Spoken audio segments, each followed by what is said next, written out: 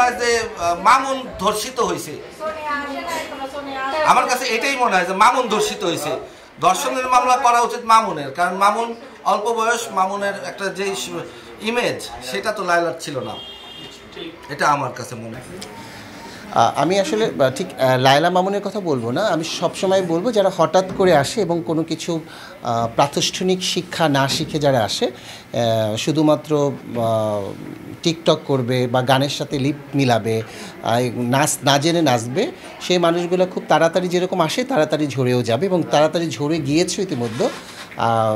মানে যেটা আসলে প্রাতিষ্ঠানিক শিক্ষা বা গুরুবিদ্যা শিক্ষা নেই, সেখানে আসলে স্থায়িত্বটা কম। এটা সারা পৃথিবী জুড়ে সারা জীবন ছিল, যত কোটি কোটি ভিউ হোক না কেন কোটি কোটি ভিউর মতোই পড়ে যাবে সবার আগে। এটা আসলে তরুণরা আসলে এদের কাছ থেকে কি শিখছে, যে প্রতিনিয়ত এক একটা তারা কন্ট্রোভার্সি তৈরি করতেছে, আসলে এটা আসলে সমাজের জন্য একটা ব্যাড ইম্প্যাক্ট না? অবশ্যই ব্যাড ইম্প্যাক্ট সমাজের জন্য। এই যারা টিকটকার জনপ্রিয় এবং জনপ্রিয় হওয়ার পরে আমার মনে হয় তাদের দায়বদ্ধতা আরও বাড়িয়ে দেওয়া উচিত সমাজের প্রতি, যে আমি কি করছি সেটা সোশ্যাল মিডিয়ার মানুষগুলো দেখছে। তো সেক্ষেত্রে তাদের সবসময় সততা অবলম্বন করে এবং সমাজের দিকে তাকিয়ে আমাদের দেশীয় সংস্কৃতিকে চিন্তা করে তাদের ওই টিকটক করুক আর সোশ্যাল মিডিয়াতে যেটাই করুক না কেন, আমার মনে হয় সমাজের কথা চিন্তা করে, ছোট বাচ্চাদের কথা, যুব সমাজের কথা চিন্তা করি সবার করা উচিত। ওইটা আমি বলেছিলাম যে আমরা আমাদের সাদি ইসলাম মৌ, তারিন, মোনালিসা, শ্রাবন্তী, সীতা, রিয়া, এই সময় যারা শিল্পী বা রিসি সুলাইমান, অপি করিম, বিজুরি বরকাতুল্লাহ, তাদের শেখার জায়গাটা তারা 15 যেখানে ইসুফ ভাই আছে জানে, এক একজন 17, 18, 20 বছরও নাচ শিখেছে, গান শিখেছে, অভিনয় শিখেছে। এবং আগের যারা নাটকের যারা আছে, আপনি একদম তোপা মজুমদার থেকে শুরু করে ফেরদৌসী মজুমদার, সুবর্ণা মুস্তফা, এবং শিক্ষার জায়গাটা শেকড়টা এতটাই শক্ত, তাদেরকে কিন্তু সারা দেশের মানুষ এখনও মনে রেখেছে।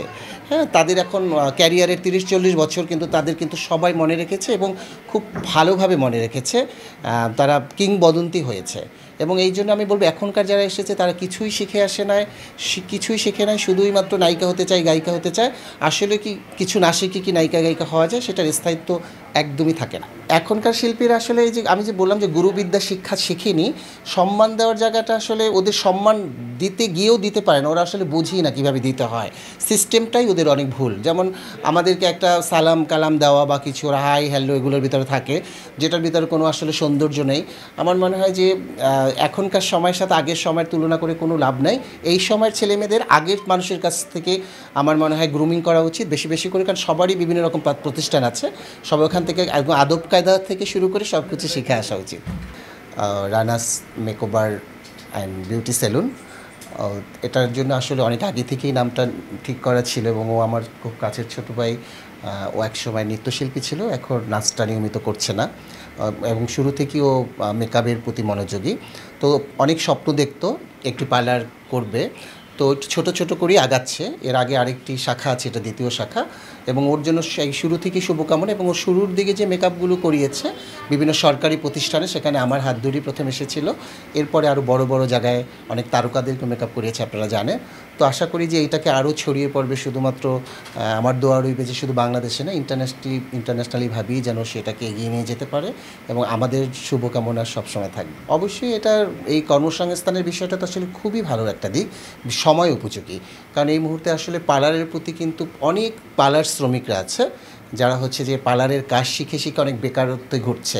তো আমার মনে হয় যে এটা একটা, এবং ঠিক পদ্ধতিতে যদি শেখে এই জায়গাটা আসলে খুবই ভালো, ঠিক পদ্ধতিতে শিখলে তাদের কর্মসংস্থানের জায়গার কোনো অভাব হবে না।